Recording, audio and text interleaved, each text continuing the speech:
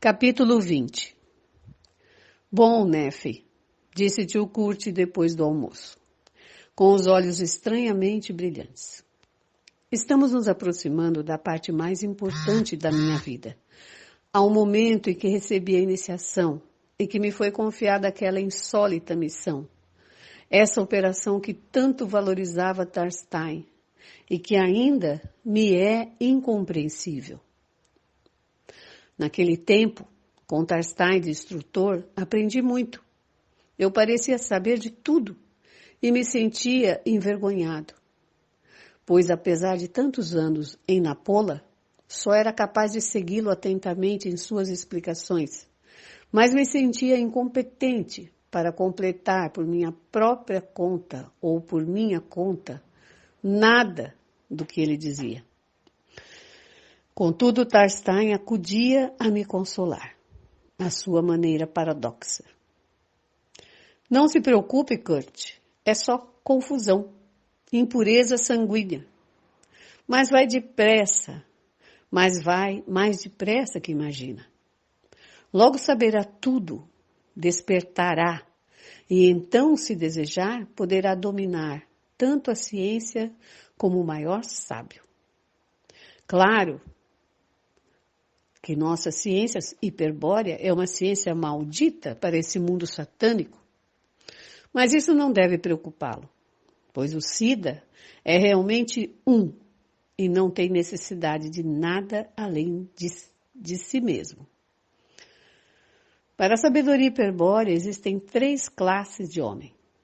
O Pazu, que concebido pelo demiurgo, ordenador da matéria, Jeová Satanás, e que só, sob certas reservas, pode ser considerado homem, sendo mais acertado chamá-lo animal-homem.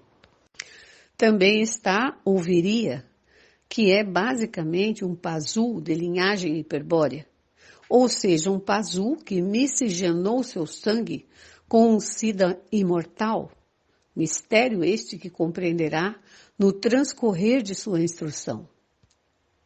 Os Virias estão em maior ou menor medida extraviados ou perdidos pela confusão de sangue, e somente a recordação contida no sangue poderia purificá-los. A isso aponta a estratégia do Führer, a isso e a dar fim ao Kali Yuga ou Idade Obscura.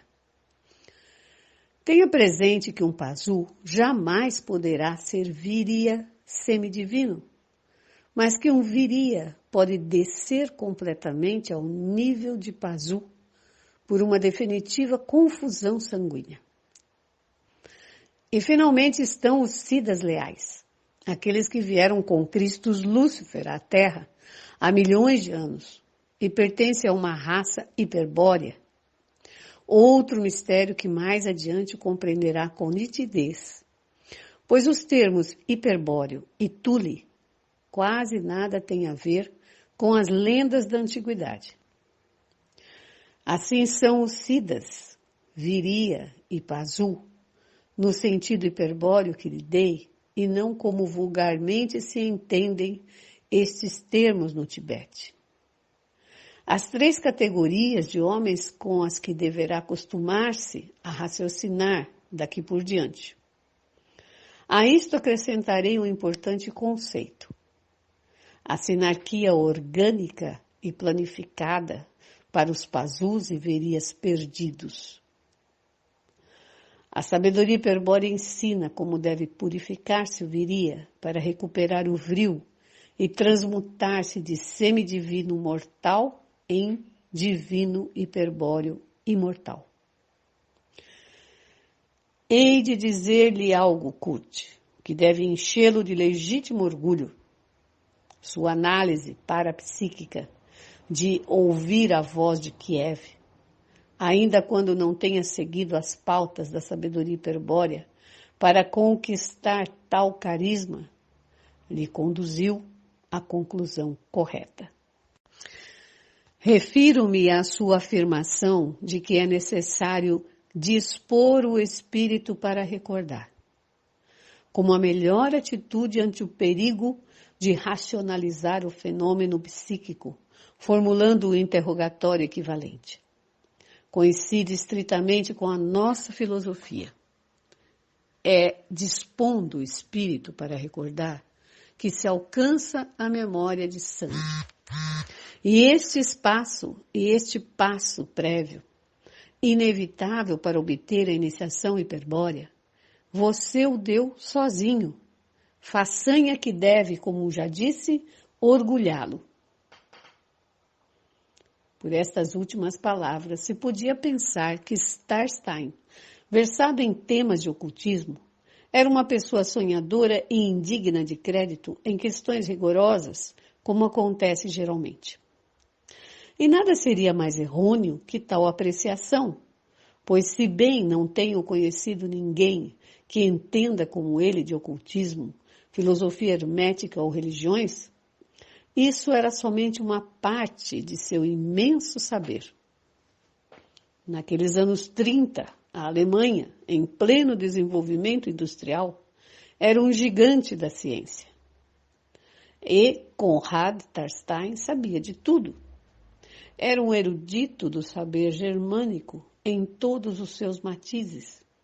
Dominava as matemáticas superiores em seu mais alto nível, a química, a física, a biologia, as múltiplas tecnologias, etc.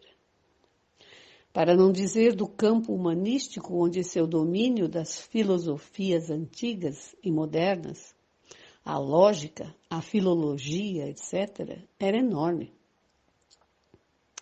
Como definir um homem assim? E o mais difícil, como transmitir seu pensamento sem deformá-lo? Efetivamente, Nefe, eu não sou capaz de expor a você sequer a sabedoria hiperbórea. E se agora posso falar com você dela, é graças a esses extraordinários iniciados. Belicena Vilca e Nimrod de Rosário. Lembre que Oscar Feio afirmava somente a de Tarstein podia comparar-se à sabedoria hiperbórea de Nimrod de Rosário. Estou seguro que o mesmo teria dito Belicena Vilca. Graças a eles, Nefe, poderei confiar a você esta parte de minha vida, que será incompreensível para qualquer interlocutor que desconhecesse os fundamentos da sabedoria hiperbórea. Serei breve, dado que entende perfeitamente a que me refiro. Konrad Tarstein me instruiu profundamente sobre a sabedoria hiperbórea. E um dia, em uma sala subterrânea do castelo de Wewelsburg, recebi a iniciação hiperbórea. Na câmara hiperbórea especialmente construída para tais cerimônias, um alto iniciado da Ordem Negra, suponho que um pontífice, efetuou o ritual frente a um público de somente 8 iniciados. E ali me confrontei com a morte Cálibur de Pirena, como diria Belicena Vilca. Vale dizer, com o arquétipo da morte. A morte que mata a vida tíbia, e depois com a morte fria Cálibur. A verdade desnuda de si mesmo que se encontra por trás do fim da vida tíbia. E ao regressar à vida morna, depois de fundir-me na negrura infinita de si mesmo, comprovei que a angústia da morte havia fugido de mim para sempre. O temor animal de morrer, um instinto de conservação, estava definitivamente superado pela sabedoria da vida eterna. Uma vontade de aço se apossou definitivamente da minha natureza animal e soube que nada poderia me deter, ou seja, nada que implicasse a morte, a ameaça da morte. Era pura vontade resoluta. Avançaria até onde me ordenassem. E repito, nada poderia me deter. Foi então quando se me revelou o objetivo da missão, da misteriosa missão, para que me haviam preparado durante tantos anos. E uma vez mais, o encarregado da revelação foi Conrad Tarstein. Não será difícil que compreenda em que consiste a missão, me disse Tarstein, quando o puser a par de certos fatos que estão ocorrendo. Diga-me, Kurt, sabe de onde procedem as forças que sustentam a sinarquia, a conspiração judia mundial? Refiro-me às forças psíquicas, naturalmente, posto que as forças econômicas ou políticas sejam somente expressões exteriores daquelas.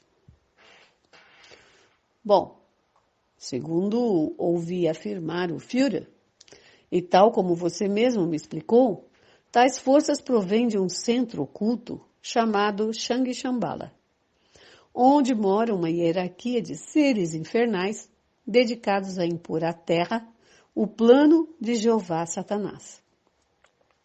Na Ordem Negra existem provas a respeito. Por exemplo, está provada com documentos a participação da hierarquia na fundação da maçonaria, da Ordem Rosa Cruz, da Sociedade Teosófica, etc. Sem ir muito longe, temos cópias da carta que o Supremo Sacerdote de Shang Shambhala, Rigden Giepo, lhe enviou a Lenin através de Nicholas Roerich, felicitando-o pelo êxito da Revolução Bolchevique. Por trás de Lenin e os conspiradores de outubro atuava a loja Transhimalaya, fundada pela Fraternidade Branca. Sim, camarada Tarstein, por trás da sinarquia se encontra Shang Shambhala, os mestres e sacerdotes da hierarquia oculta ou Fraternidade Branca de Shang Shambhala. Correto, Kurt? E agora complete o conceito, por favor. O que é Shang Shambhala? Um lugar físico na Terra ou uma construção extraterrestre?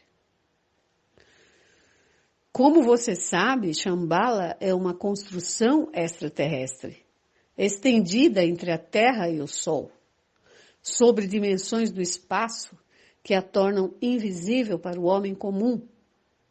Respondi um tanto assombrado por tão óbvias perguntas. Seus construtores foram os deuses traidores, os fundadores da Fraternidade Branca, e os iniciados da hierarquia aprenderam uma ciência chamada Kala Chakra, que lhes permite abrir as portas de Shambhala. Portas que se encontram em toda parte. Perfeita resposta, Kurt. Agora compreenderá qual é sua missão. Você, Kurt, é a chave que pode fechar essas portas. De certo que compreendia menos que nunca. Mas Tarstein se dispunha a esclarecer o enigma.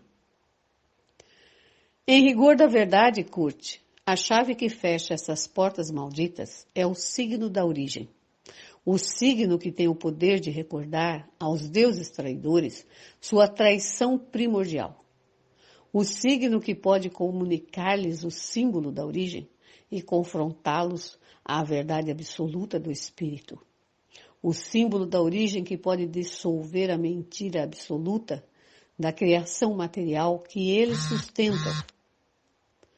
Por esse poder de revelar a verdade absoluta, quem sustenta a mentira absoluta, resulta não enfrentar-se jamais com o signo da origem, ou seja, enquanto dure a mentira do universo material. E por isso o signo da origem é a chave das portas de Shambhala, uma chave que fecha com seu selo inviolável a rota dos demônios. E você, Kurt, manifesta como ninguém o signo da origem, ainda que não seja capaz de saber por si mesmo, mas isso não afeta estrategicamente sua missão. Somente sua presença basta para fechar as portas malditas. Os demônios não estão dispostos a contemplar o signo que você é capaz de projetar. Logo o matariam ao aproximar-se da porta, se não fosse porque agora você está além da morte. Compreende, Kurt? Se você se situa de frente a uma porta de Shambhala e se mantém fora do alcance dos demônios, praticando a via da oposição estratégica que o torna independente do tempo e do espaço, a porta deverá ser inexoravelmente enclausurada. Agora sim entendi algo. Com minha presença, eu causaria o fechamento daquelas portas que conduziam à cidade maldita, morada dos demônios da Fraternidade Branca. Mas ainda não compreendia o objetivo da missão. A que porta se referia Conrad Tarstein? Um instante depois, a explicação de Tarstein me encheria de estupor. Agora que já falei de sua faculdade, de ser signo-chave, irei diretamente aos detalhes da missão, ao que a Ordem Negra, o Terceiro Reich e o Führer esperam de você. Lembra o professor Ernst Schaffer? Perguntou com ironia, mas não me deu tempo de responder. Sim, creio que não o esquecera. Não depois do incidente que protagonizou ano passado, ao oferecer-se como voluntário para a Operação Out-Western, e a da qual estou a par de todos os detalhes. Você não podia saber então, mas sua participação nessa operação é a última coisa no mundo que aceitaria Ernst Schaffer. Isso se comprova pela faculdade que dispões de fechar as portas de Shambhala e possuir a resposta a esta pergunta. Sabe em que consiste a Operação Out-Western? Camarada Tarstein, Ernst Schaffer já partiu há 1 ano ao Tibete. Suponho que você saberá que na expedição ia um bom amigo meu, Oscar Feio, que me deu toda a informação que possuo.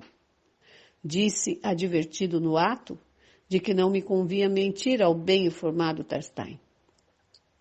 Sinto se faltei alguma regra, pois sei que a operação é ultra-secreta, mas não hei de negar que minha desconfiança por Schaffer não podia ser maior. Inclusive meu Taft-Pat Rudolf Hess confirmou que sobre ele pesavam certas suspeitas e me sugeriu que, apesar de tudo, eu tomaria parte da expedição. Mas, lamentavelmente, isso não ocorreu. Ignoro se para o bem ou se para o mal. E já não tem importância, devido ao tempo em que estão na Ásia. De todo modo, desejaria assumir toda a responsabilidade por qualquer falta que pudesse ter cometido Oscar Feio, ao mencionar-me a Operação Out-Western, pois minha curiosidade e as dúvidas que tenho sobre a conduta de Schaffer são culpadas de suas confidências. Tranquilize-se, Kurt, que ninguém o está acusando de espionagem. Responda-me, o que sabe da Operação Out-Western? Quase nada, camarada Tarstein. Só estou a par do caminho percorrido pela expedição até agora, pelas cartas secretas que Oscar consegue enviar-me de distintos pontos da Ásia. A última foi despachada há 3 meses em Lhasa, no Tibete, com um mensageiro que a fez chegar à Alemanha através de um dos nossos consulados na Índia. Nela me informava que se apresentavam a partir do noroeste, guiados por 2 misteriosos lamas do gorro curcuma, e que levavam salvo-condutos do Dalai Lama. É tudo o que sei. O destino final não consegui averiguar, pois nem Oscar o sabe.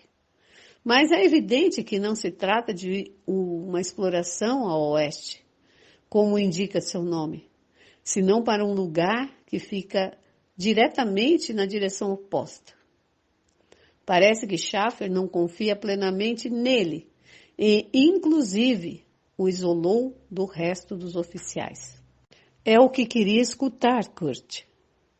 Lhe direi para onde se dirige Schaffer. Até a porta de Shambhala. Vai solicitar ao rei do mundo, em nome de umas pretensas forças sãs da Alemanha, sua intervenção para pôr fim ao terceiro Reich. Traição? Gritei. Ha! Riu com nervosismo ante minha exclamação. Se surpreenderia se soubesse a magnitude, a multiplicidade e os alcances das traições que corroem o terceiro Reich e conspiram contra a condução do Führer. Mas é natural que assim ocorra, posto que o confronto que o nacionalsocialismo expõe às potências da matéria é total. Todo homem está submetido à tensão essencial entre o espírito e a matéria. E muitos serão os que vão ceder ante a ilusão da matéria, frente à forma judaica da ilusão da matéria, ou seja, o dinheiro, a paz, a democracia, a liberdade, a lei, etc. Somente os homens espirituais serão capazes de superar essa ilusão. A superarão com apenas a força de sua vontade graciosa, com o ato de sua honra, com o valor de seu sangue puro. A de Ernest Schaffer é mais uma de tais traições. Só que a nós nos afeta particularmente por tratar-se de um fato esotérico, de uma circunstância que podemos compreender de maneira iminente.